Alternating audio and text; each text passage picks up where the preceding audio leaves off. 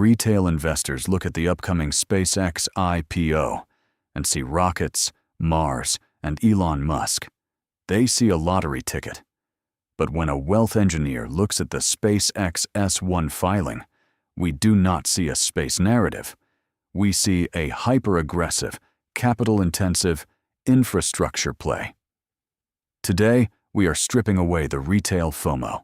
We will contrast the gambler's mindset with the architect's reality and determine exactly where an asset like SpaceX belongs, if any allocation is made at all, in a structurally sound wealth portfolio. Let's deconstruct the raw data. In 2025, SpaceX generated $18.6 billion in revenue, yet posted a net loss of nearly $5 billion. Why? Because building massive physical infrastructure creates a massive accounting drag. While their capital expenditure reached a staggering $20.7 billion, it is the resulting depreciation and the heavy operating losses from scaling their AI segment that are wiping out bottom-line profitability.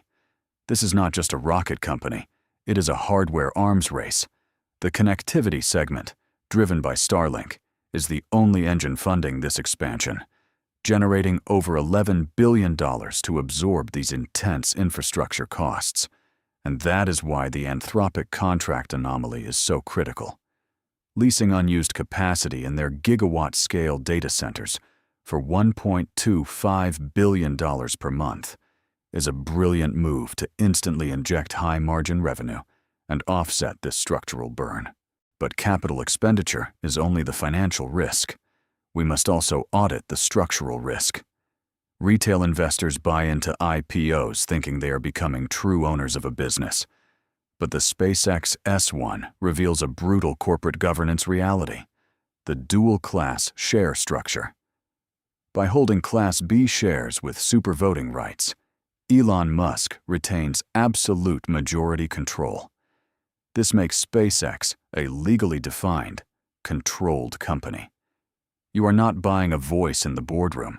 You are providing unsecured capital to a single decision-maker who is actively dividing his attention across 4 other massive global corporations.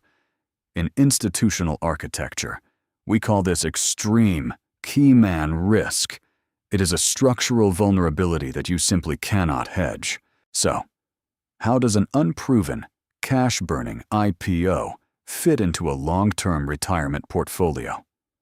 It does not belong in your core compounder segment. Core assets require durability, predictability, and the ability to compound without relying on speculative breakthroughs. SpaceX, despite its massive scale, operates with extreme technical complexity and unproven economics. Therefore, SPCX belongs strictly in the asymmetric optionality segment. If any allocation is made at all, the rule of engagement here is absolute discipline. You cap this specific allocation at a strict limit, a maximum of 2% of your total portfolio. You size the position so that if the company fails to monetize its infrastructure and goes to zero, your retirement remains completely unaffected. You are risking a small, defined amount for a potentially non-linear, massive upside. The ultimate structural question for SpaceX is this: can their future cash flow outpace their massive infrastructure depreciation? Until that is proven, it remains an asymmetric bet. Stop guessing with your financial future and start engineering your wealth. If you want to build a system that protects your core while systematically capturing explosive upside, click the video on your screen right now to see the full 6-segment portfolio architecture in action. Think like an architect, and I will see you there.